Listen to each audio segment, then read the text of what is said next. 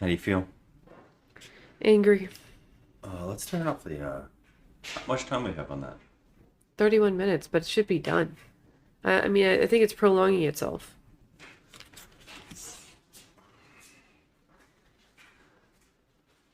He's a snooper, snooper. No! He's No! a snooper, snooper. A snooper, snooper. Now it's garbage.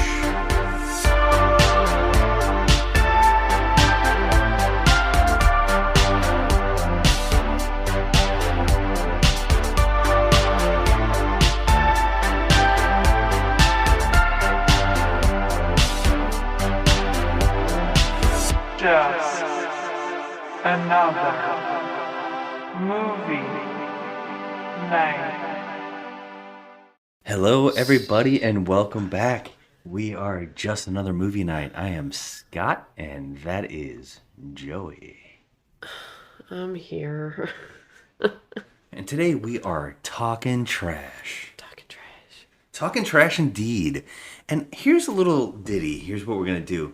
So, I decided to torture my beautiful wife with a movie that I have seen probably 15 times in my life. Oh my God. And I have not seen this movie in over probably 30-something years. Which tells you how old I am. This movie was on rotation on HBO when I was a child, and it played all the time, and I would always watch it. The movie we're speaking about tonight is called Super Fuzz, or AKA Super Snooper. And I have never heard Super Snooper as being the title of this movie, but now seeing it again in my older age and hearing the song about 55 times, I understand now it is called Super Snooper. I've always known this movie as Super Fuzz. How do you feeling? What's going on over there? I'm pretty not happy about the situation right now. There's no words to describe how much I hated this movie. I mean, I literally found nothing funny about this.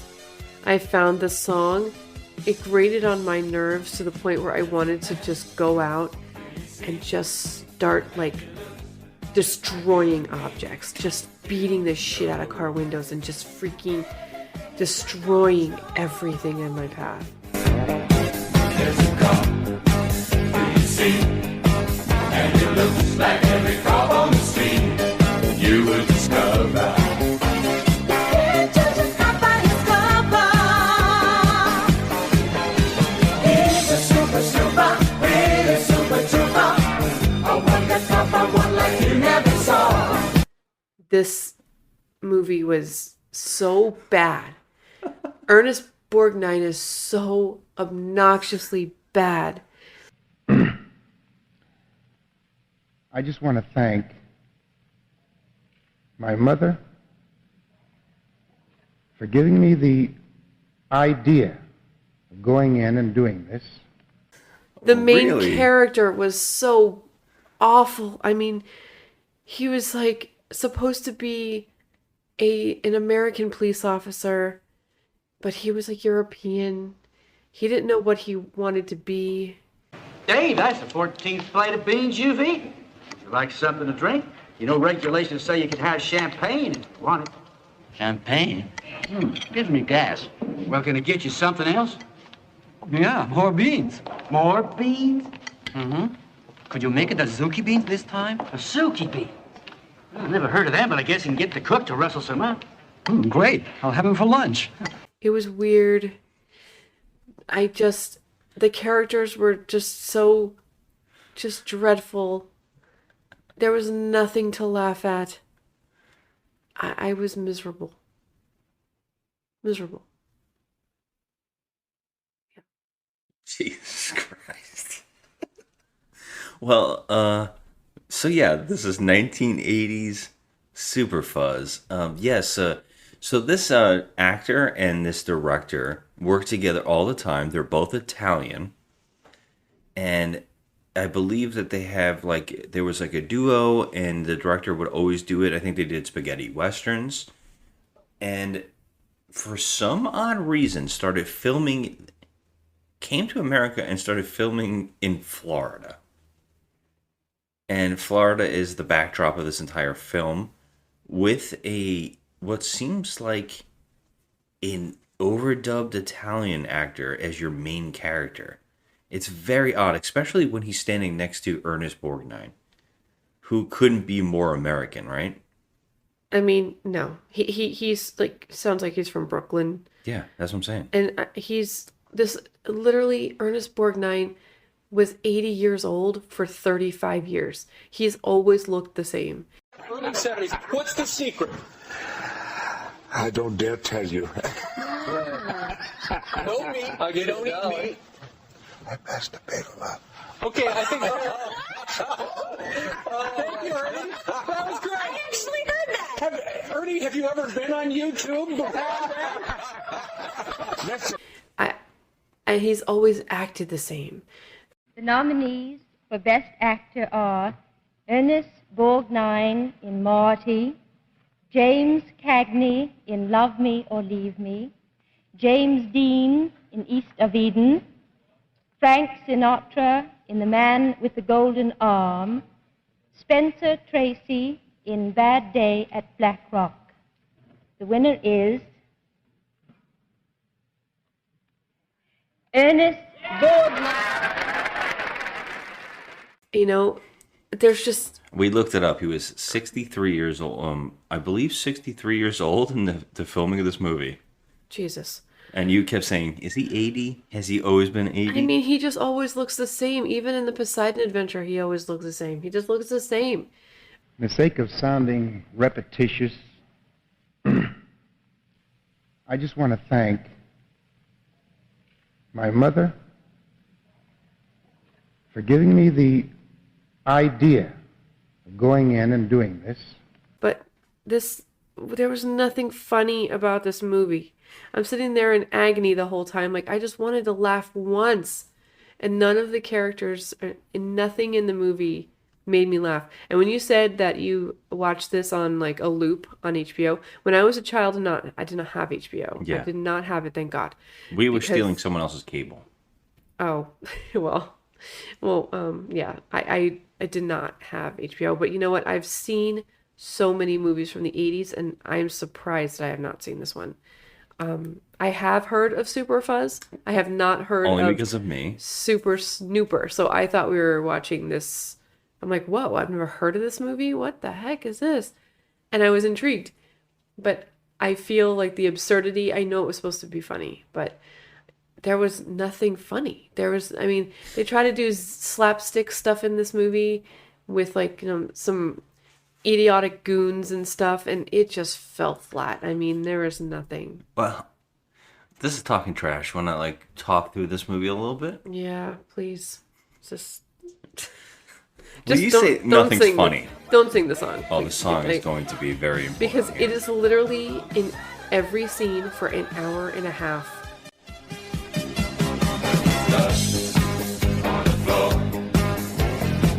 Snooper, open the door. It's about an hour and 45-minute runtime of this film, which is mind-blowing. I mean, this could have been an hour and 20. I have no idea why they decided to do that much stuff in this movie. You say nothing's funny, but I will say that there are funny things, but I think that the reason that none of it really works is, first off, the sound quality on the version we found on Amazon Prime was horrendous. Yeah, it was bad. There's lines through the screen, like it was... it's a very bad transfer, which I think I found out during the watching of this tonight. I think I found out that it was a better version on YouTube, which is crazy, for free. Both versions are free, but what... I think the sound quality was bad, and it was very hard to hear some dialogue in it because the quality was so bad.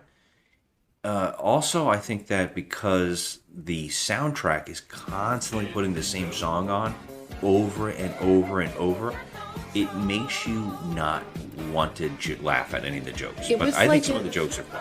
The 70s disco era threw up on the 80s, and created this sound. Well, I definitely think this is a 70s film that was probably put out in the 80s.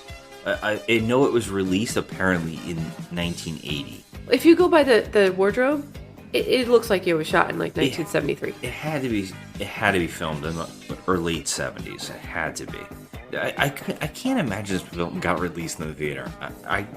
It's one of those rare movies that only people who had that HBO experience when they were young know about this film, because I think there's a couple on a list I have, like The Invisible Kid, Munchies, stuff like that, that the only people who saw Mac and Me, the only people who knew about these movies were those kids that somehow their parents either had HBO or were lucky enough to have a mixed signal by accident and be able to watch it. And it's one of those rare occasions that's the only way you know these movies, right? So it's only the rare occasion of those people that have shared that same experience of seeing these movies on repeat. I actually feel like I rented this constantly with my mom. Oh my god. My mom would ask me what movies. I had a handful of movies that I constantly rented. And I feel like this is one of those movies. But watching it again tonight, I will say that I didn't remember a damn thing except two things. I remember Ernest Borgnine. I remember the color red as being his kryptonite. And I remembered a giant bubble and then flying on it. All right, so I remember a lot of that stuff. Okay. But some of this stuff I didn't. So the premise is here. We follow we have a flash forward and then a flashback, and the story is being told in a flashback. So the opening of the movie, we find out that the main character has been put to death for the death of his partner. But his execution constantly fails and he survives. At least that's what we're being told by a news report. And this is Florida, like I said. And we finally meet our main character after this news report telling us this whole ordeal. And we see that this guy's in jail. And we automatically are like, he's overdubbed. What's going on with his voice? This guy's really strange. What's even more strange is he's eating beans as his last meal. And they say that he's eaten 14 bowls, I believe, of beans. Yeah, and so my first question to you was, okay, so he's going to be executed and he's going to be eating 14 bowls of beans before his execution. So is he just going to let out one last fart as like one last screw you guys? And after you said that, the character said, you can have champagne. And he says, no, that makes me gassy. Yeah. But I'm like, what was the point of the beans? He likes beans. I mean, Jesus Christ. He likes beans. I thought he was going to be something funny. He wanted a specialty kind of bean, too, which is even weird. I mean, honestly, I thought he was going to, like, fart, like, hardcore in the electric chair as he's being electrocuted. Oh, that would be amazing. Right. And then I got nothing. And I'm like... like a rocket ship? What the... So automatically you're like, what the hell's going on? He can't die?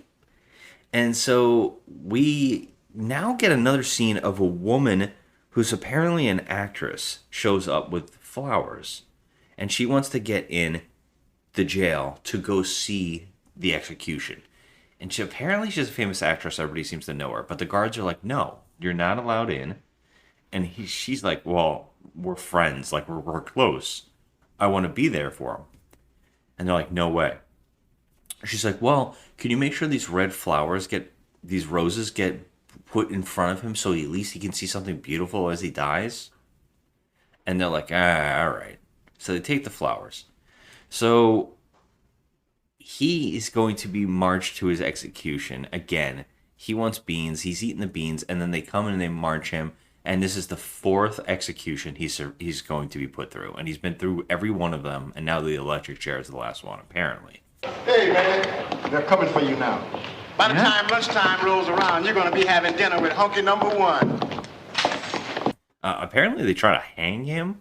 A lot of stuff we didn't get to see on screen. And this is a kid's film. I just want to point this out. Okay. And that's mind-boggling. Yeah, the movie is mind-boggling. Like, what? I mean, and also it really tells you a lot about my childhood. Like, I mean, I know the movies you watched as a kid. What is this shit? What is I this? don't know why this one gravitated toward me so When much. I have no idea why it gravitated. You told me toward that it. you were putting something on as a surprise from your childhood. I was like, "Ooh, okay, I know it's gonna be good," because Well, I didn't. When I said that, I was okay. This is gonna be torture. I know it. I know it. son of a Because it's bitch. one of those odd ones that nobody seems to know. So there's got to be a reason for it. Now I definitely see why. So yeah, he gets marched, and as he's marching to the execution, he starts narrating that, oh, this all started a while back, and I have to tell the story. And we now flash back to seeing that he's a trooper.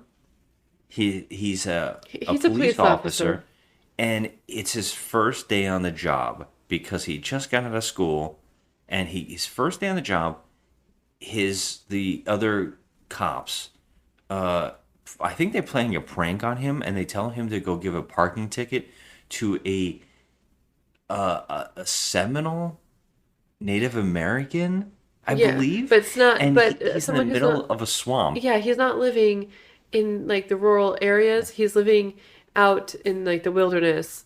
Yeah, and they told him to give him a parking ticket.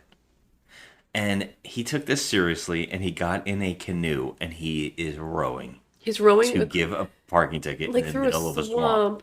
to leave a parking ticket on this human being's Well, like tent Yeah. in the middle of the wilderness. Well, exactly at the same time, NASA is going to do a space program launch of a shuttle to hit some kind. I don't know. I don't understand I any don't of this think part. they even explain They why do, they're but launching. it's so badly done. It has that nothing you to can do with hardly the understand. plot. Yeah, it does, actually. Well, I mean, there's no reasoning that they don't put it out there why they're launching it. It's like a Something about a red radiation, and it won't have any effect, and that it'll only go to where the Native Americans live, and they wanted to block the radiation, and so they make a point of saying the Native Americans are all on board and they're all here. And like they cleared out where they all live, and they cleared them all out so nothing would happen to them if something goes wrong.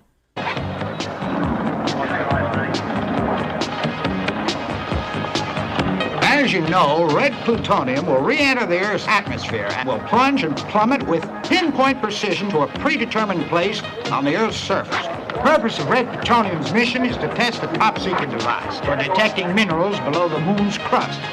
Now, gentlemen, the site selected for this momentous experiment is namely Creektown, or as the Indians call it, Popok, whose inhabitants, by the way, have proved themselves to be patriotic, true blue Americans and are here to share with us this historic moment. I don't really understand this, but the craziest part is the cops are all like, he went there. Yeah. And Ernest Borgnine is in charge of him and basically told him to do the parking ticket. And his boss is saying, like, the chief of police is like, you're an idiot. Get him out of there. They're going to do this thing and that's supposed to be cleared. And he's like, well, it was a secret operation. How the hell was I supposed to know they were doing it? I mean, they did, yeah. But he didn't also think that, this rookie would have half a brain cell. I mean, he literally has half a brain cell. He does. He's so stupid. He actually got in a canoe and rowed across the freaking river to give this guy a parking ticket. And he sticks it on a teepee. Yeah. The parking ticket. But the problem is here, he can't get the signal from the cops trying to tell him to get out of there. He can only call them. And when he gets to go back in his boat to leave, an alligator has commandeered his vehicle. I mean, the sheer size of this alligator He's sitting in the canoe. moseyed into his canoe. And instead of I don't know, maybe taking a stick and scooting it away or dumping the canoe on its side. He's hissing at him. Yeah. Well, he pulls out a gun to go shoot it. And I'm sorry, this is funny. You don't think it is? If you say so. Okay. This is funny. He goes to shoot it and then says no. And decides to shoot his gun as a warning shot to scare off the alligator. And he shoots it up in the air. And it hits the rocket. The NASA rocket ship in the atmosphere leaving into space. Yeah. And by doing so, explodes in the atmosphere and radiates him. I have no words for this. We don't know if any shuttle parts landed anywhere and killed tons of people. We don't know what he actually did because we never go back to that plot. Nobody talks about the shuttle explosion. Yes. It's bonkers. And he gets washed in red radiation. Yes. And and everybody, well, they're at the police station. They're like, "Oh, he's dead. Oh, that's really a shame. I feel really bad. He was a rookie, but it was his first day on the job, and he died doing his duty." And then the chief's like, "You know what, though? I know you're really broken up about it, but I'm going to give you a job to do to get your mind off of it. It's only been a second." And he goes, "Okay, got you a job." And in that second, he's on him, or Ernest Borgnine is kicked down in rank to traffic cop in a second. This all happens in a second. Yeah, they don't even bother to send out any kind of paramedics or troops or anything to go over there and find this cop who may have died. They don't give a shit. Oh, that poor kid. He won a Normandy now. The Normandy and He wasn't much of a rookie in his class, but he did die in the line of duty, trying to collect on a traffic violation. That poor kid. Little late to be feeling sorry, isn't it? I'll tell you what. If it disturbs you that much, I've got just the job to take it off your mind. Officer Dunlop. This is the worst police force on the face of the earth. Funny. And it's taking place in Miami, which is hilarious. Yeah, you can recognize a lot of like stuff. Well, not really as much. They had like the Orange Bowl, and you can definitely tell that was like Biscayne Bay. Yeah. But so he's a traffic cop. They all think the guy died. They never went and searched for his body. They don't really care. Ernest Borgnine is definitely already on the job trying to block traffic. People are mocking him. It's only been seconds. And here comes our main character on his motorcycle. Yeah. Super Snooper himself shows up on a motorcycle on a bridge and recognizes Ernest Borgnine instantly from all the way up in the air. And he's like, "Hey, Chief." And Ernest Borgnine's in shock to see him and almost falls into a manhole that is open, that he's blocking and directing traffic around. But Super Snooper himself looks at it and moves the manhole cover with his mind. And so we realize something's up. That's our first foray into how he has powers. And I'm like, oh my God, this is going to be something. Yeah, he has some kind of telepathy, some kind of superpower. Yeah. And the movie from there basically just keeps doing more of this. We kind of get more, he's alive, and then they're suddenly partners. Yeah, They partner them up. He's not a traffic cop anymore. I don't think that we even go back to the chief of police and how he realizes that that his rookie is alive. We don't. There's nothing revisited or anything to make the plot make sense. They're instantly in a car, and they establish a couple things. Ernest Borgnine's obsessed with the actress from the opening. Her name is like Rosie LaBouche. LaBouche. I think this actress's name is Joanne Drew, I believe. Oh, Joanne okay. Drew. Okay. And is she in anything else that we know of? Well, this is her last movie, and it's really funny because the last line in the movie is basically, this is all I did. This is my last goodbye. No, she made lots of movies. Yeah, this is her last movie, though. Oh, okay. My greatest role. What an ending. Oh my God. This is the one she ended on? Oh my and at Lord. the end of the movie, she says she has a line of dialogue about it. Rosie LaBouche. Rosie LaBouche. And he has a black and white photo of her on taped to his squad car inside of it. And we established a couple things here. Super Snooper, which, by the way, what's his name? Oh, Jesus. Oh, God. I'm not going to say. I'm going to call him Snooper. No, you're not. No, you're not. It's Dave. Dave Speed. Dave Speed. Dave Speed loves chewing on bubble gum. That's established here. And also, he can see the future. That's wild. Yeah. He can see the future. He has premonitions of what's to happen. He basically says, "Don't drive yet," and he says, "Why?" And he's like, "The elephants." And he's like, "What the hell are you talking about?" And then elephants come by the car. Yeah, so he has premonitions of what's about to happen, so he can like stop bad things from happening. Yeah, those Miami elephants marching past the stoplight. I don't even know why that's happening in this movie. But the problem is, he says, "Well, what's gonna come by next?" Because Ernest Borgnine's trying to figure it out. Like, well, Like, what do you mean? how do you have superpowers? Like, I want to know what if you're such a smarty pants, what's gonna walk by next? But the light is red, and he sees it, and he's not able to see the future, and he can't figure out why. And Ernest Borgnine's like, "Yeah, right. That was just a lucky guess," which is fucking crazy. They get a report that there is a robbery in progress, and it turns out to be on the top floor of a 20-story building, and it's like a bank on the 20th floor of this building. It has no attributes of being a bank whatsoever. I don't really understand this part. It looks like an insurance office. Maybe it is. It looked like it had a vault. I don't understand. It was so weird. So they have to. There's no elevators, by the way. They have to go up each floor. There was like 37 flights. I think they say 20 over and over because what happens next. Ernest Borgnine tells him, "I'm going to go in there and then you charge at them." But the problem is, he charges at them and goes right out the window and falls 20 floors down to his death. But lands perfectly. Perfectly on top of a car. No, that's later. Oh. He lands perfectly on his feet. Oh, that's right.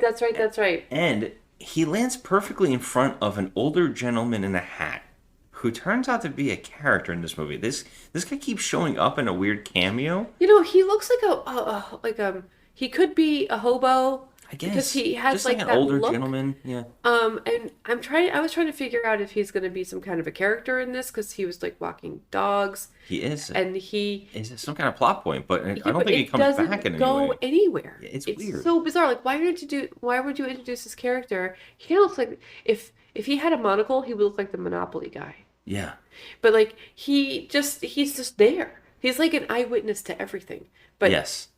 He's just there. Yeah. So Ernest Borgnine is like, "Oh my God, he's dead." And then the bank robbers take him hostage, and I think they stand like his ass. Oh is my up God! in Okay. one of their crotches, so and it looks like he's raping them. Yeah. If I could just describe this, I don't even know if you were looking up during this. I was in shock. They had Ernest Borgnine pressed up against some kind of glass, like in a squat, like in a squat position. And the guy was literally holding a gun to him, like, had his junk on Ernest Borgnine's ass. Like, it was just so... I mean, honestly, I was like, oh my God, they can't be serious. Like, they can't be. I mean, he was literally looked like he was, like, doing him from behind. Like, it was just ridiculous. I was like, oh my God, I can't. Already, I'm like 5 minutes into this movie, and I was like, oh, Jesus Christ. Yeah, I gotta tell you, Ernest Borgnine, I can't unsee any sexual joke with Ernest Borgnine and not think about how he was talking about how much he jerks off in real life. Oh my God! Yeah, what did he do that on Howard clips. Stern? Was it Howard? I feel like it was on one of those infomercials or one of those QVCs. Oh, I think he was just like talking about how. I masturbate a lot. Yeah, he's like, how do you stay so young? Oh, yeah. I jerk off a lot. Yeah. Yeah, it's insane. Yeah. I can never unsee. Well, that he clip. did live to like 90, yeah. didn't he? Yeah, and he was always smiling. I masturbate a lot. Okay, I think...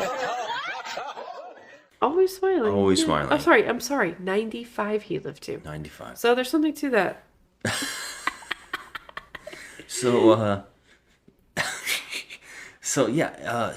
Ernest Borgnine he's like, oh my God, and he's getting almost raped by this bandit. And almost raped. Super Snooper runs up all the flights of stairs and gets in there and beats the hell out of them in the craziest way. And he also stands right behind Ernest Borgnine in a sexual position and then hands him his gun. Yeah.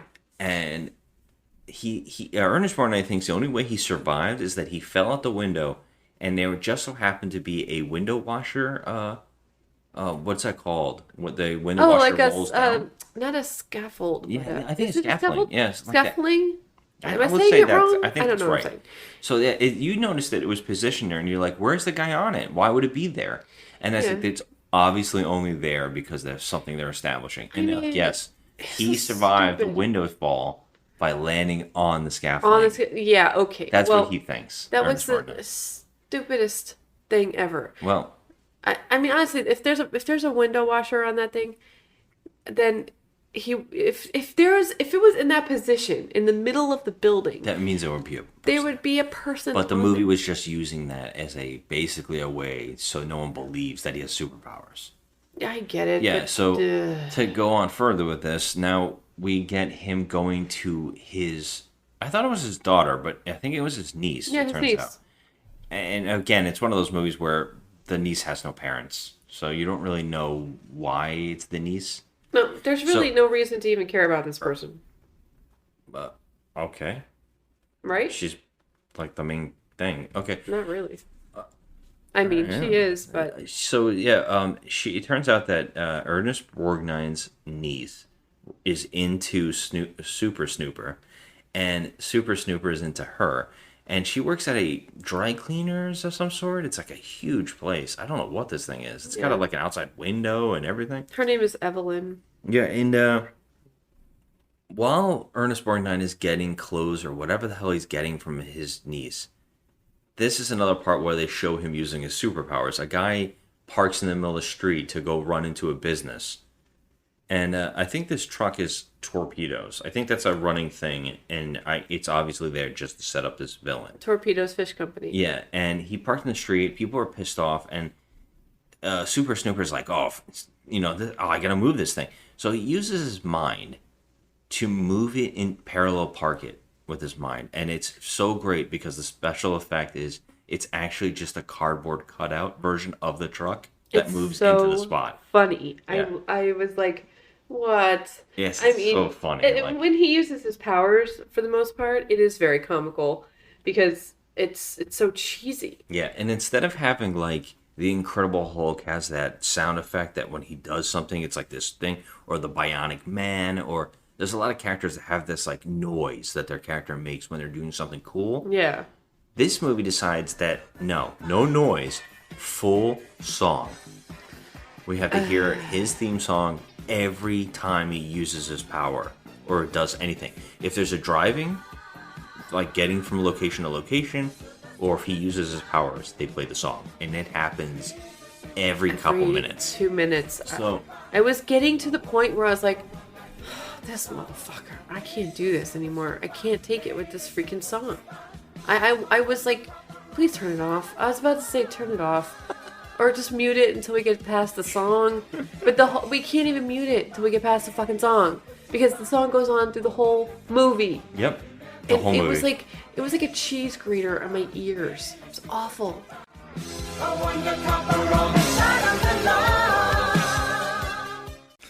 So we're establishing tons and tons of stuff. A lot of it unnecessarily. It's so odd. Basically, one thing after another. We now like meet this Torpedo, Mr. Torpedo, who is this actor. He's in a ton of stuff. This old man. This is another actor who's never not looked like this. He's Really? always looking like an old man. He's in Dusk Till Dawn. He has a cameo, and he's like an even more elderly version of himself, and it still looks like him. Like, it's so crazy, this actor. Oh, he also lived to be 95. Oh, wow. Good for him. He's another one that looks the same forever. Wow, he's done, in a ton of stuff. Diamonds Are Forever and The Man with the Golden Gun. Very big Bond villain actor. Okay. I know he's in a couple things that you definitely know. Gaudy. He is doing a terrible, like, mobster voice. I think he's doing that stereotypical mobster voice where he's like, yeah, see, I'm gonna get you. You get the bad guys. See, it's so bad. And at one point it goes away. Night Train to Terror. I know he's in Night Train. We'll have to do that on one day on this thing. He's bad. He's just so typical, and he's wearing like that 70s, right on the border of the 70s and 80s, throw up pastel colors all over him. He's got like a brown button down with a bright mustard yellow tie, and he just looks like a nightmare.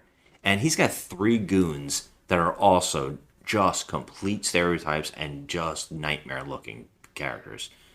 Paradise? Yes, boss. Those 2 cops are getting too big for their britches. Why worry, boss? There ain't a cop alive that can pin anything on you. What you do is legal and above the board. You got the richest fishing business in the Gulf, boss. Yeah. Call the Barracuda. I want a progress report. Sandy, Mr. Torpedo's on the phone. Yeah, hello, boss? Yeah, everything's going like clockwork. Yeah, we're shipping out 100 grand's worth of George Washingtons right now. Well, I think they have funny names too. One of them also has a very bad accent. He's talking like a typical Italian accent. Yeah, I mean... He's doing this weird, like, it's a pizza pie, yeah. You know, he's doing that Yeah, voice. the wardrobe so suggests that this is, like, Florida in the 70s. But the accents suggest that they're in, like, Brooklyn. And it also suggests that it's overdubbed and that this is actually filmed in a different country because every actor seems like they're Italian instead of American. My God, yeah. Except for Ernest Borgnine, who stands out like a sore thumb because nobody else seems like they're American. Except maybe the LaBouche.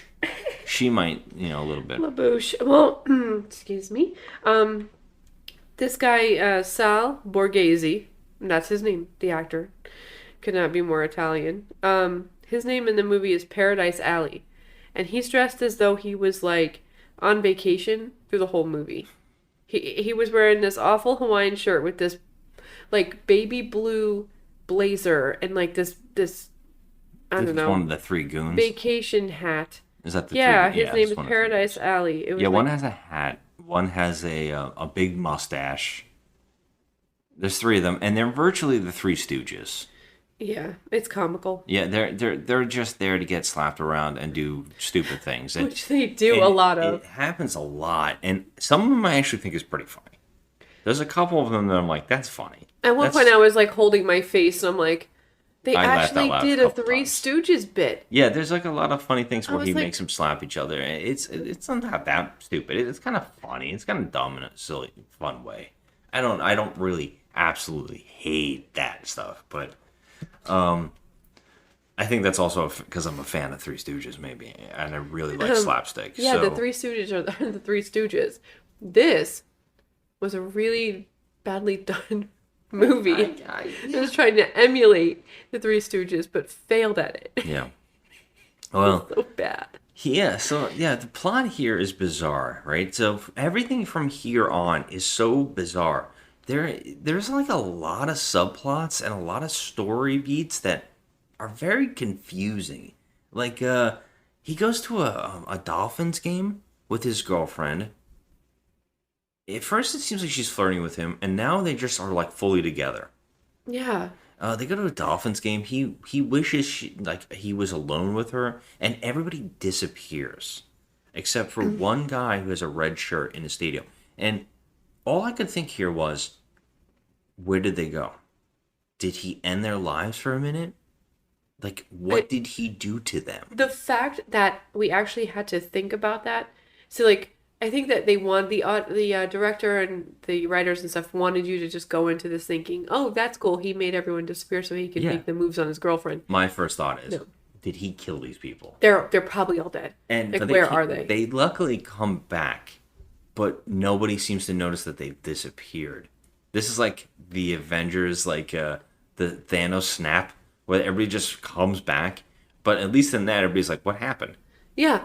But here's the thing. The entire stadium, that's thousands and thousands of people, the players, everyone disappears except this one dude. Yeah, it turns out only one person in the audience in the entire stadium is wearing red. And so, and guess what? He is a thief. Yeah, this one guy. This part I didn't even know. I was like, how does he know? What does he know this? Like, it must have been established that I didn't even realize because there was so much happening and it was very hard to understand. I mean, he does have like ESP, so he He could predict That's that the true. future is about to happen. Except so like he can't when it's necessary. yeah, and the guy had a red shirt on. So we're like, okay, I don't understand. I don't understand. There was 1 million people in that stadium, okay? And none of those other people were wearing red? How come this one idiot stayed in the seat when everyone disappeared in the snap? Yeah. But just like nobody 50,000 else. people vanished. Thousands of people were banished from the freaking earth. Yeah. And none of them had red on. He was the only idiot with red on. Yeah, and let's explain this real fast too. The red turns out to be Super Snooper's weakness. It's kryptonite to him, and he doesn't know this for a very long time. But I guess I've seen it so much I already knew. Yeah. I can see what was going on. I think it took you. You're like, what's happening? And I'm like, it's the red. Red is the thing. You told me about it. Yeah. So I was like, okay. So then every scene, I was looking for something that was red. Yeah. Which is it's kind of wild that nobody wears red in this universe. That's what I'm saying to you. Nobody in that fucking stadium had on red except this one asshole. Yeah. Like, are you kidding me right now? This guy would die in a minute if he was around Ron Howard's family. Yeah. Oh, but you're in Ginger. Yeah, or the Irish. If he was around the Irish. Look, I guess the Irish don't exist in Florida. I mean, that makes sense. I love ginger. It makes sense. I love a ginger. So, yes. So he chases down that thief and he gets him. And they're like, how did you know? And he's like, it was a lucky hunch. It's stupid. And it's odd because this keeps happening. And Ernest Borgnine is refusing to accept it all. And we get scenes. And I got to tell you, he has got a superpower now. What's established here is that his power is endless. He can do anything. Okay, so but he does nothing. So much good in this world that he could do with these powers. Now, he doesn't just have the power to predict the freaking future or move things with his mind. He can do a whole bunch of crazy stuff. We're talking about he can wish anything to happen. Yeah. So why wouldn't you use your powers for good? No. This freaking moron tries to persuade his girlfriend. Oh, yeah. That's to marry him. Yeah. I'm like, oh my God. I hate this movie. It's odd because I know it's a joke and it's like you said, a kid's movie. And yes, any human being got a power like this, they would do dumb shit. It's like Groundhog's Day, where for the first couple years, he's doing bad stuff. Like robbing people and stuff. The first instinct is to do bad. Until you get to the point where you're like, that's all pointless, and I should do good. I mean, if you're a police officer and your first instinct is to do... his first instinct actually is to stop a bunch of robbers. Yes, but do you know what his powers can do for the entire world? Not just, stopping petty thieves? Yeah, but also this is an extremely small budget, and it's a completely shitty movie. And he's also a twit. The guy has half a freaking brain cell in his skull. He's a complete moron. He does stuff... Some of his powers are so questionable. You can't help but go, wait, he can do that? Right. What? He can virtually read minds. He can wish someone to do what he wants. He can make things freeze disappear. Time at some points. Yes, he can make things disappear, which means he can, medical science. He can help medical. I'm like 50,000 people he made vanish. Yeah. So it's questionable that the extreme the extreme abilities that this character has and does nothing with them except try to stop a counterfeit ring. That's his big goal in this movie. His big goal is to stop this counterfeit ring that Mr. Torpedo is behind, making counterfeit $1 bills, not hundreds, not tons of stuff. $1 bills. That's the plot. Who's gonna benefit from $1 counterfeit bills? A freaking stripper? And he's smuggling it in fish. And it's like, where is he smuggling it? No one even knows where the operation is going. Where are you taking? Well, he's got a big boat. Yeah, we got are you talking about where they're counterfeiting? or where they're bringing the money to. So they're counterfeiting on the boat, and obviously the boat is being used to take the money elsewhere. Yep. Okay. Dollar bills. Well, he's smuggling. He's got all these fronts because he's a mobster, and he has like a pool hall and a strip club. Yeah, well, the pool hall is like in the strip club. And that guy works there is smuggling the dollar bills out into public. And so we gotta talk about this scene. So Ernest Borgnine is freaking out. He cannot stand that Super Snooper keeps telling him that that's his name. I don't give a shit. And he cannot stop telling him, "Hey, I have superpowers." And Ernest Borgnine's like, "That's insane. I can't stand it." And he's with his chief, Ernest Borgnine. He's yelling at his chief like, "I can't take this guy. He's driving me crazy." So the chief calls Super Snooper. And he's on his couch trying to do something. I don't know. Oh, he's stirring a bowl of whipped cream? Okay. Can you explain this scene to me, first of all? Number one, where does he live? Because it looks like he's like on a boathouse or something. I don't know what it is. Freak. So, okay. He's stirring what we're guessing is supposed to be his dinner. I don't even know. It looks like whipped cream. It looks like a bowl of whipped cream, but this is the thing. He can use his powers to stir whipped cream for no reason on earth. While he's talking on the phone. But he can't, cause criminals to just not be criminals. You know what I mean? Like, he can stop crime in his head with his mind. Yeah, that's what I'm saying. Well, let's just get to He's such a fucking asshole. And just to show another superpower, because he's stirring something with his mind that's little, but the chief calls him and says, we want to see you in a meeting at the office, And Ernest Borgnine says, "You got 5 minutes." And he instantly is there. Yeah, like before he even hangs up the phone. He hangs up the phone and he opens the door and says, "Hey, chief." And he's like, "What the hell?" And Ernest Borgnine's like, "That's the kind of stuff I'm talking about." And he's like, "Well, you gave him 5 minutes." And he's like, "But he lives across town. That's impossible. He's just messing with us." And so now we also have to say that he can move like the Flash, or he froze time, or teleported. You don't even know how he did what he did there. Nope. So he tells them, "I do have powers." And then they said, I fell at that 20-story thing and he landed. He's like, "You see, this is the kind of stuff he's telling me." He's like, "How many floors is this building?" And the window's open, by the way. And they're like, "Oh, about 17. And he's like, "Okay, well, let me show you." And he just swan dives out of the window. And they freak out like he just committed suicide. We see that he has landed on the hood of a car because on the way down he saw red. And so that should have killed him. Yeah. Instead, he's just comically laid out on a hood of a car in front of, again, that old man that keeps seeing everything. Yeah, he just keeps showing up, that, not the Monopoly guy. But why is he there? We don't even know. But the best scene in the movie... he's in the hospital after that. He's in a full body cast. They said that every bone in his body has been shattered. I need help with that. And he can't fix himself in the hospital because his girlfriend showed up and she's wearing a red outfit. Yeah.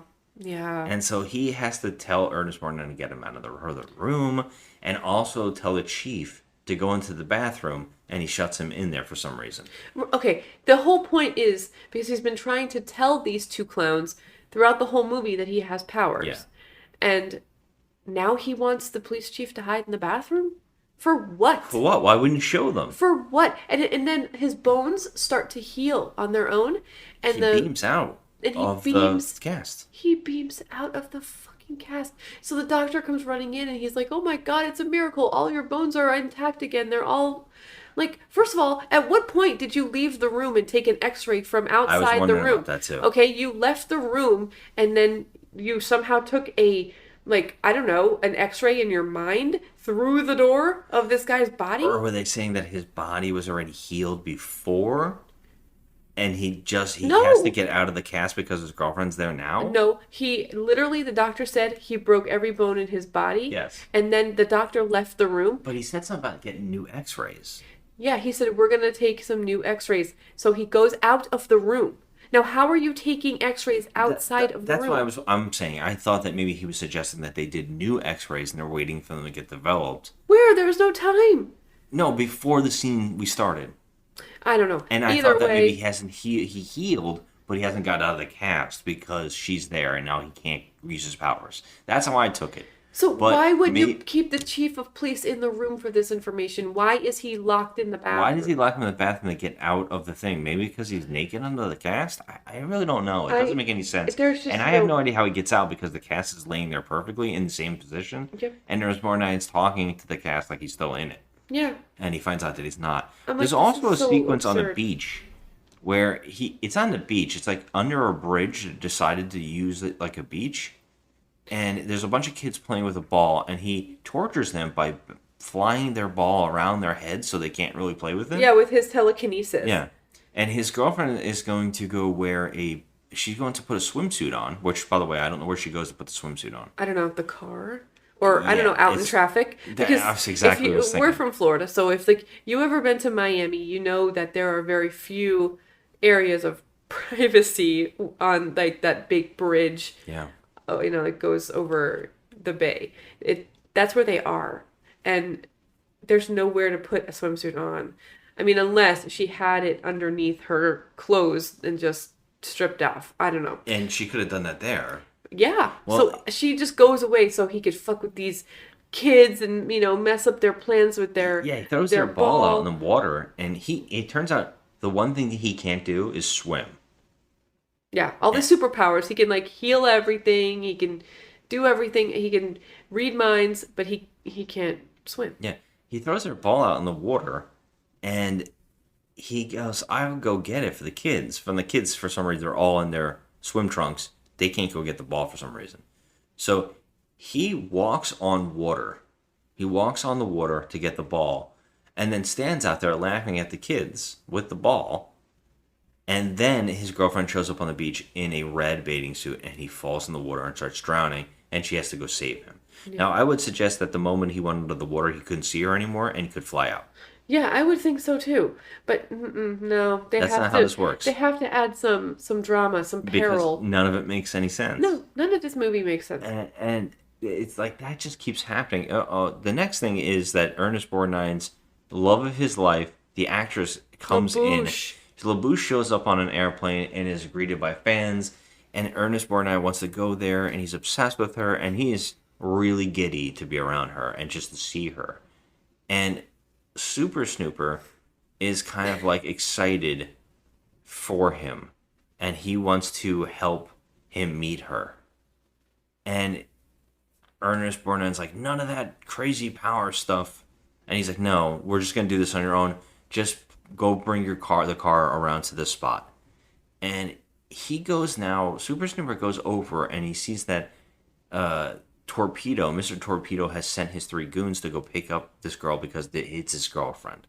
Mm-hmm. And the actress and him are an item. Of course they are. And yeah, and he basically beats, the Super Snooper goes over and beats the 3 goons up by making them do roadside tests for alcohol.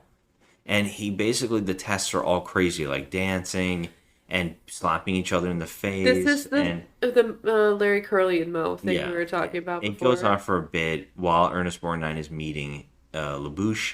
And LaBouche talks him into using the police car to drive her to the hotel.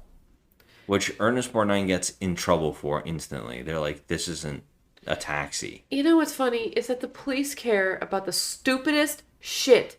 Okay, they get upset with him because he transported some dame to a hotel in his police car that's not allowed. But meanwhile, all of these things are happening. Okay, his partner, all this shit. His partner shot a rocket with his freaking handgun, and all these things are happening. His partner throws himself out of a goddamn window, and this is the shit that they care about?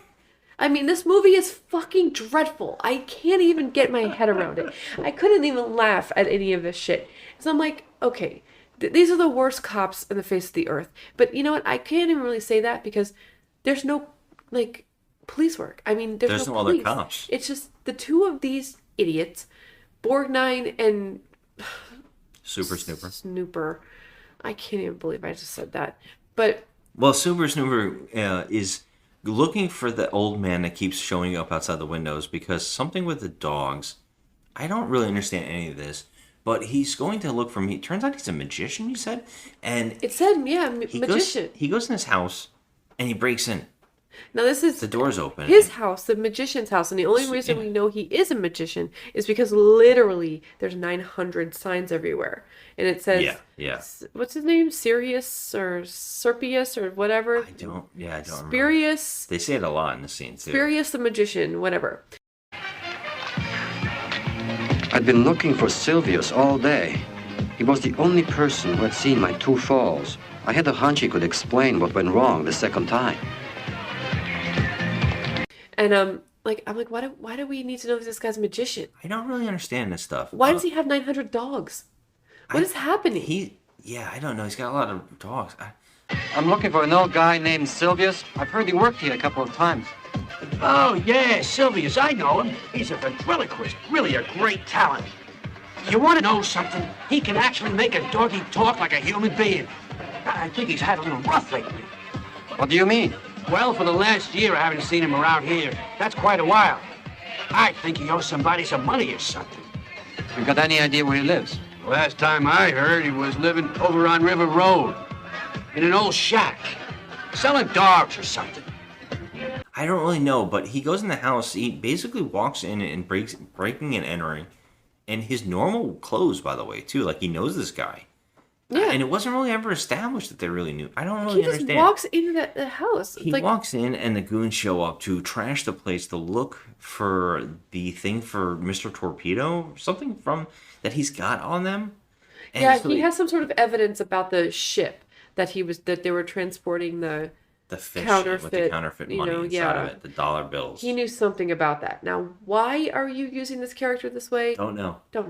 And of course, again, he fights them and beats the crap out of them. And there's like a whole bunch of Three Stooges stuff. And one of them lands on a mattress that turns into a cape. I don't really understand what's happening there either. First of all, it's the stupidest thing. It's like a red mattress. You know what it actually is? It's a friggin' sleeping bag. It's a sleeping bag that's open, and he gets tangled up in it when he's getting his butt kicked. But then he starts wearing it like a cape too, and he actually flies it over his shoulder at one point. Like it's his cape. Yeah, it gets attached to him somehow, and it's red. Oh, okay. So there you go. Which doesn't really seem to affect Super Snooper because he literally beats the ever-loving shit out of them. In a very ridiculous, goofy, it's all comical, way. And I can see that my young self would have probably enjoyed. I mean, if you were a little boy, you would look at this, as it's funny. Oh, look at how they're getting beat up. Oh, he stuck his foot in a bucket. That kind of thing, you know? Yeah. Like that kind of, I could see 8-year-old Scotty, cute little bowl haircut, sitting there laughing, at silly things like that. I could see that, because it's funny to kids. Because I guess, yeah. I mean, I think it's funny. I don't think it's the worst. That slapstick stuff is kind of stupid fun. He beats those guys up a lot. They keep going back to his boss. He's mad about things. They have an entire shipment coming in on this boat, and I think that Super Snooper and basically comes up with a whole plan with Ernest Borgnine to get on the ship. But before that, for some reason, Ernest Borgnine is obsessed with the actress, goes to a racetrack, and bets on the worst dog. If the worst, it had the worst odds. Yeah, worst odds was 60-1 or something like that. And the dog is in last place, and Super Snooper is don't throw your ticket out yet, and he makes him win. He makes the dog go faster somehow. I mean, he could do It's shit a like lot of this, shit, and man. I'm like, dude, do you have any idea what you could do for the world if you use your powers for good instead of stupid shit? Yeah. So Ernest Borgnine and his niece come to Super Snooper's house. They walk in as well. Everybody walks into everybody's house in this movie. And Super Snooper is flying around the house reading Superman comics, and they don't see him. They don't see him on the ceiling flying. They just walk around him, and he flies down and says, "I'm here," and he's levitating. And this is basically when Ernest Borgnine is it's real. Yeah, after all of this. And then he basically, someone tells him, you haven't figured out, I don't remember who it was, they're like, oh, it's the color red. I remember now, they're after that guy, the magician, and they're chasing him, they have a car chase, and he runs on foot, he's running like the Flash, and he talks to him, and that guy tells him, oh, you haven't figured it out, it's the color red. He's like, not the color red, but he basically says it could be an image or a sound or a color. Yeah. And then he sees a red garage door and he slows down and crashes into it and laughs and realizes it's red. Yeah. I'm allergic to color red. And so he tells them, the niece and Ernest Borgnine, that it's red, that he could do anything he wants. He has superpowers and he can do anything, but red bothers him. Ernest Borgnine's he's not jazzed about it at all. He could care less. And basically, it's like, it's too much for me, and he leaves. But the niece is like, we're going to get married. Now, it feels like they just met, and then they're instantly dating, and they're talking about marriage and that they love each other. And she's like, well, we're going to get married, and I don't like these superpowers, and I think it makes you're a different person. You're not the person I loved. Which is fucking nuts, first off. This guy can do anything for you. Yes, but he doesn't. Yeah, That's the thing. My point is, she doesn't even want anything. She's just like, I want you, the normal you, whatever. I think that's ridiculous.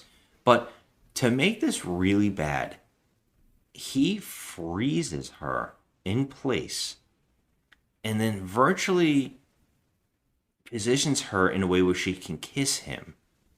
Yeah, like, he this moves is like her mind arms. rape, and Like, yeah, this is bad. It was creepy. And she wakes out of the trance, and now they could have gone two ways. Like they could have went like she was into it, which would have been bad.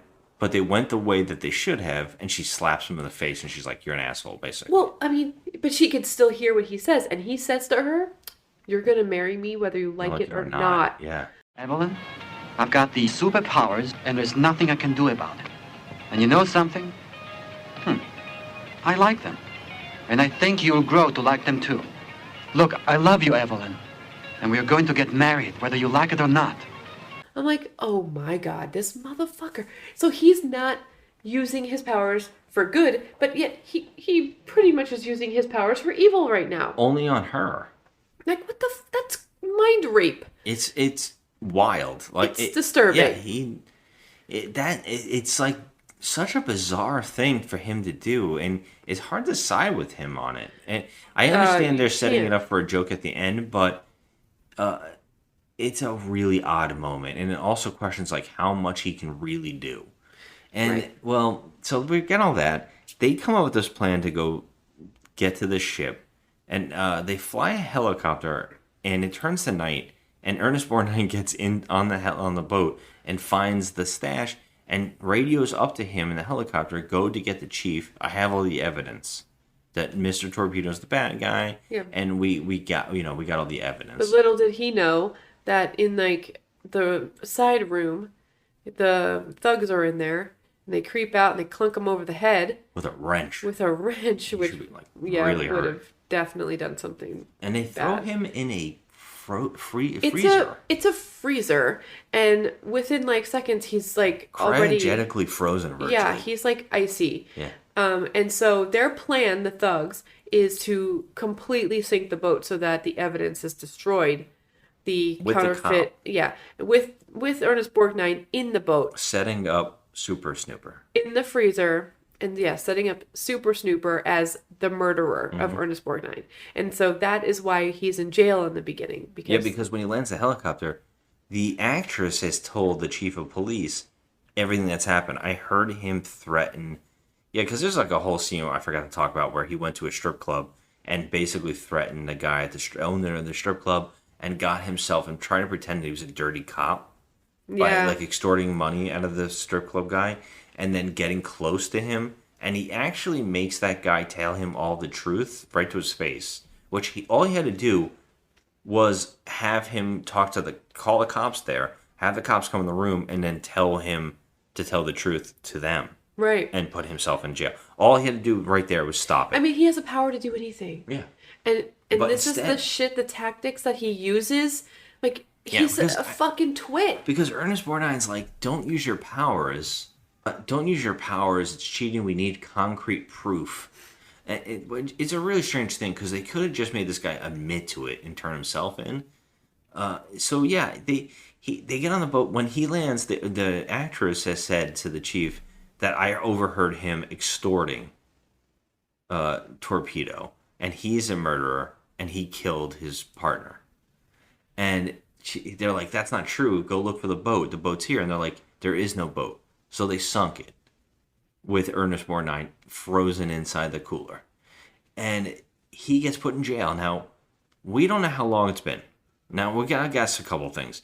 There's been a court case against him. They must have gone to trial. They went to trial. They That's what I'm put saying. him on death row. 4 times they killed him. 3 times they put him to death. Okay, so how fast are they putting him to death from the trial? So exactly. How long has Ernest Borgnine been frozen like a popsicle underneath the water in this, I guess, freezer underneath the sunken boat? And what's wild is we never see the niece. No. The niece is never brought into any of this, not questioning where That's her what I'm uncle telling you. is. She has nothing to do with this movie. She's just there. Really strange. I mean, she's not a major plot person. Well, she's got nothing. She becomes here after because what happens next is we're now caught up to the beginning of the movie, and he's being put into the electric chair, and he sees the red roses in front of him.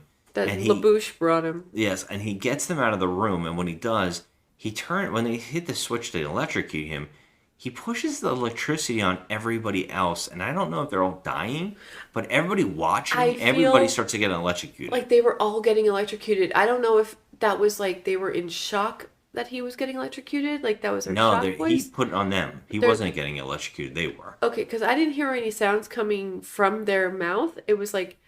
Well, they're all like shaking because we can see them through the window. Okay. And also the guy, you can see the hand flip the switch. That hand is getting shocked too. You can see it shaking. You're right. Okay. And so he just killed a bunch of people. Yeah, it feels like it. And all the straps on him, they just burst off, and he jumps through a brick wall and flies. He actually doesn't fly. He dives like a dolphin right into the ocean.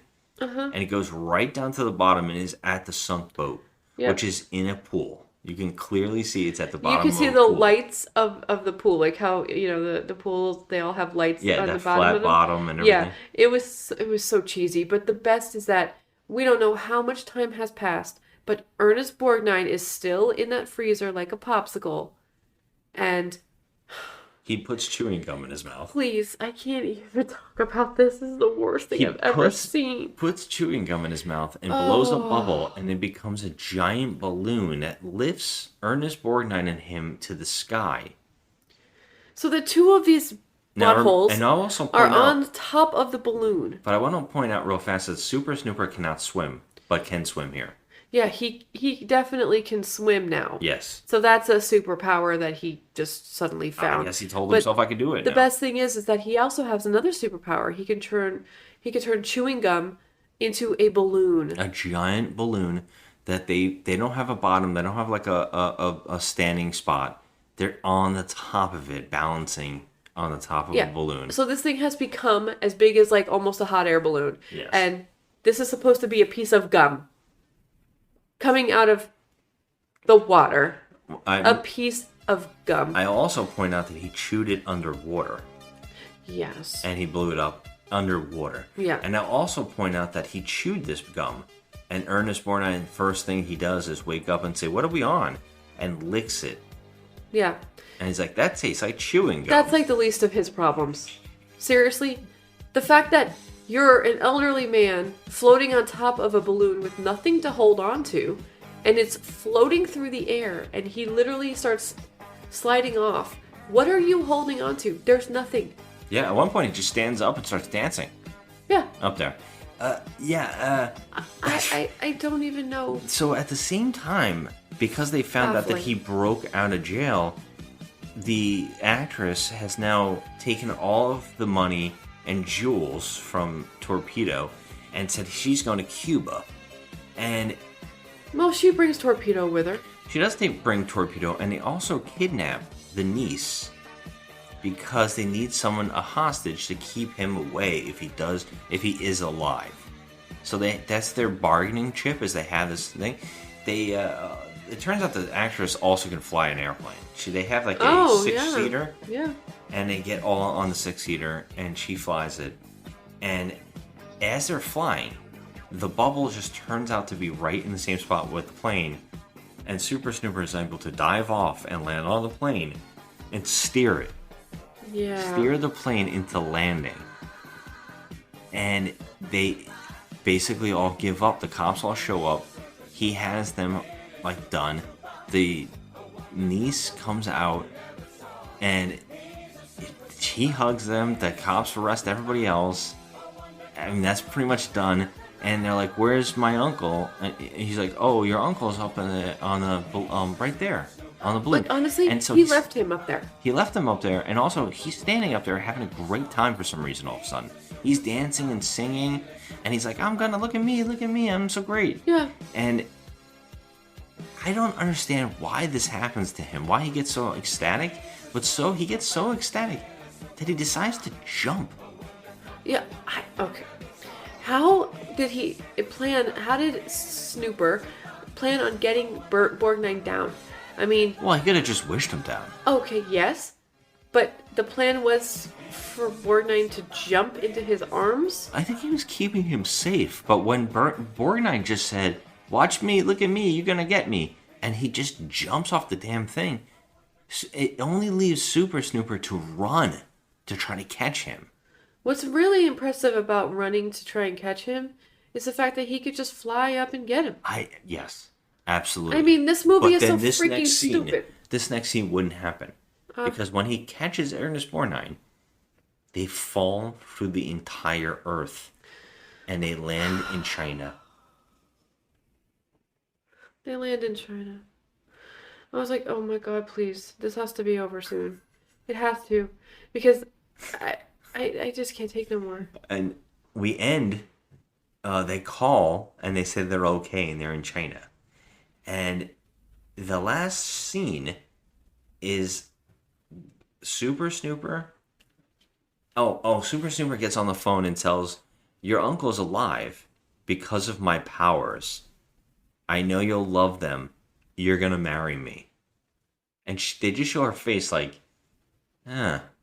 And then next, it just does a transition shot to them being married and her in a full out, like a whole headpiece, the whole thing, and her getting married. They say, instead of "I do," they say, I will, or something like that. Yeah, and then, but the best part about this is this woman's wearing a headpiece. Like, I'm talking about if you can Google Celine Dion's headpiece when she got married, that sort of thing. It's like a hat. It's like a hat. And instead of just removing the veil so he could kiss her, he takes the whole entire headpiece off, where it's a big reveal. Oh, she has dyed her hair red. And basically her telling him, "Fuck you. You can't use your powers on me now. Yeah. I have red hair." It's amazing. It's amazing. But that's a funny bit. It's the best scene in the movie. Basically, to go fuck yourself. It's a funny little bit. I gotta tell you something. I hated this guy. I want to say his name's Dave. I think it's Dave. You don't Snooper. want to say Super Snooper. I can't even say it without like spitting all over the place. I honestly, these characters are freaking wretched. This movie. I mean, they're trying to think of Joe as a kid. Joe as a kid would probably watch like, silly movies like The Worst Witch and things like that. But this movie, there's no humor for me in this.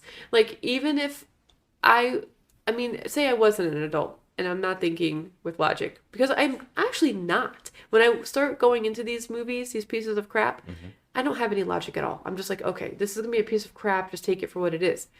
But at least I want to giggle from time to time.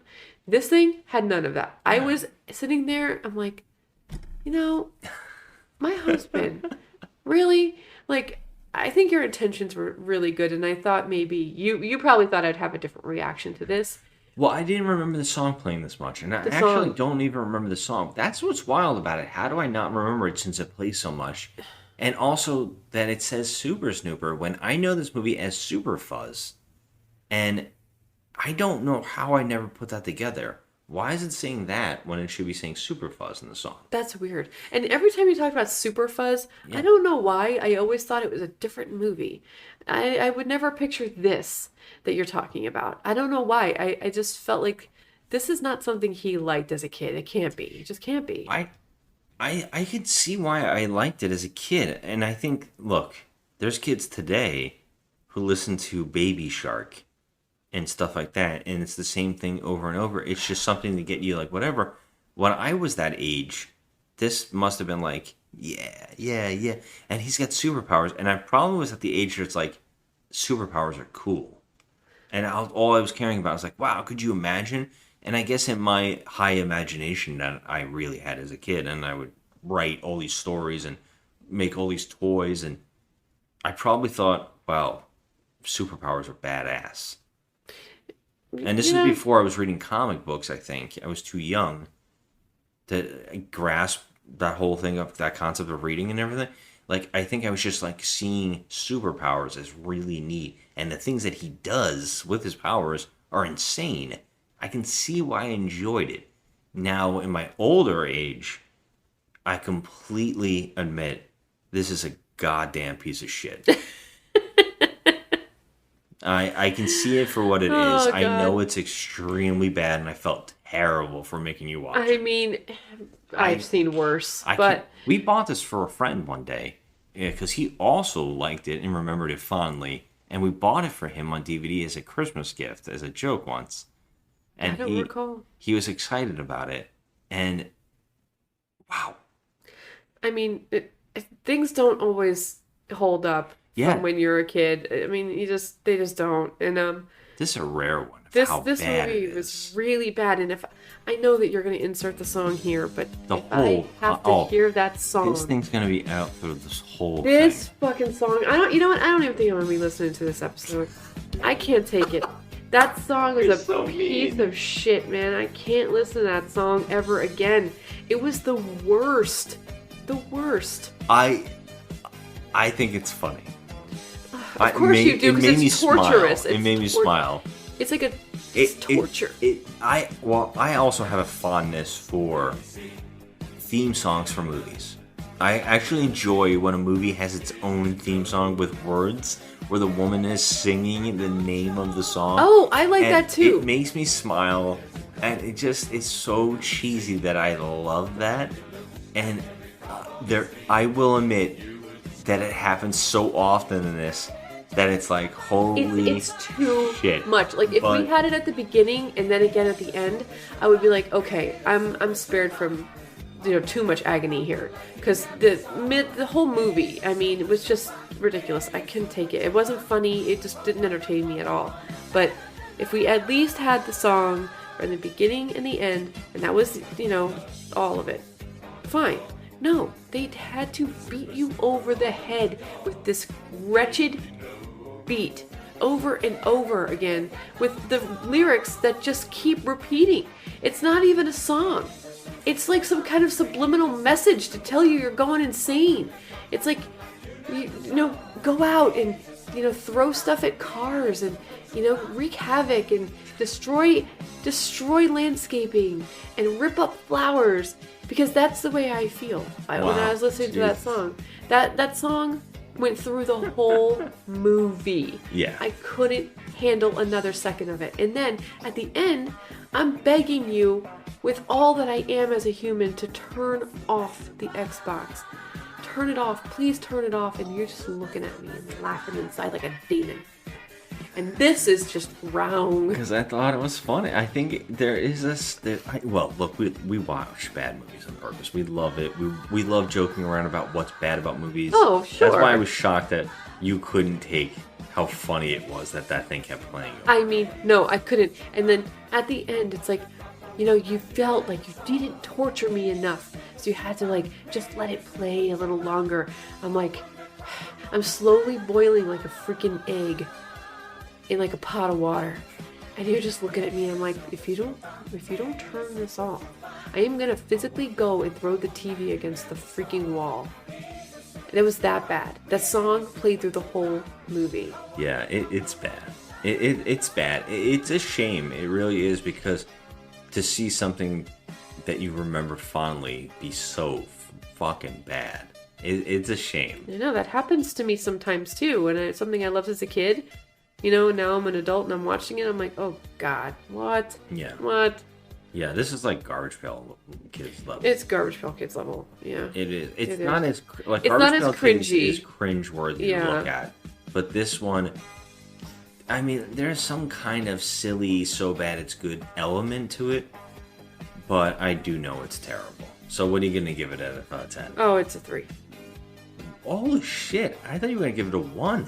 No, it's a 3. You told me it wasn't anything you liked. So what was it that you would? What's good about it that Because- you're elevating it? Okay, so I'm gonna give it a 3 simply because it wasn't poorly directed. Oh wow! What? I mean, they tried. They tried. I feel like they did try to make it funny. They failed, but they tried. They tried some stunts. They did, you know. I'm floored. I mean, because I swore you were gonna give this a 1. I mean, I'm gonna give it a 3 just to be generous, I guess. You had me wanting to give this a 2. You know what? I think I have to give it a 2. I'm trying to think now. If the directing being okay is the only thing, then it has to be a 2. And I don't even think the directing is good. Watching it It's again, not good. I'm just saying it's, you know, we've seen other movies that are just freaking trash heaps that we can't even watch. Yeah. But I mean, I could watch this. I was like, you didn't want to. I was annoyed the whole time, but one thing that I did enjoy is I love pointing out like little like kind of mess ups, like film flubs, and I love pointing that out. And so I saw a bunch in there, and I got to point them out, and that makes me happy. So I'm gonna give it a 2. It's actually, we've seen worse than this, but this movie was really bad. See, since I thought you were gonna go for a 1, and I was gonna go for a 2 because I'm like, I like it better than you do. No, I gave Zeta 1 a 1. Yeah. No, I know, but what I'm saying is, because I thought you were gonna give it a 1, I automatically assumed since I like it better than you, I'm gonna give it a 2. Okay. But then when you said 3, I'm like, do I have to reevaluate? Well, now you can give it a 3 because you like it better than me. Not by much. Not by much. It's definitely I guess I'm one of giving the it a worst. 3, but I'm landing near a 2 because this one's tough. Watching it again, I was like, yeah, this one's really hard to watch. I mean, there was nothing really redeeming about it. Yeah, there's not really. I mean, much. except I was laughing at the flubs of it, you know? Like, I wasn't really laughing at because they were trying to make me laugh. Like, their laughs were not landing. I was laughing at things I shouldn't have been laughing at. Like, you know, the bubble turning into a balloon. You know, the bubble gum turning into a balloon. And just Ernest Borgnine being frozen under the water for who knows how many months. He, like, smacked this bowl of pasta and it flew in the guy's face. There's stuff like that that made me I mean, chuckle. it was slapsticky, stupid. Yeah. You know, and it just didn't land. It just didn't land. Yeah, I'm going with the 2. You're going to go with the 2 also? It's very hard to even... I never want to see this again. No, I never, ever, ever want to see this again. I don't even want to know it exists. I'm afraid of any other movies I remember from my childhood that I'm not caught up on. Like this movie, because I'm afraid they're going to be just as bad. Like, I am not watching They Call Me Bruce. And I'm never going to watch those again because it's probably just really, really bad. Well, I mean, I could always revisit, but, you know, cheesy is one thing. Cheesy is fun. And this movie was pretty cheesy, but this movie was not fun. It was annoying. Yeah, I'm on agreement with this. Completely, yeah. I felt it really quick in this one. I was like, oh man, this is terrible. Yeah. So. No bueno. Oh man. Let's I'm go sorry. get some sleep. Yeah, wanted to like it, but it just, nope. Mm-mm. All right. You're a super snooper to me. You're super.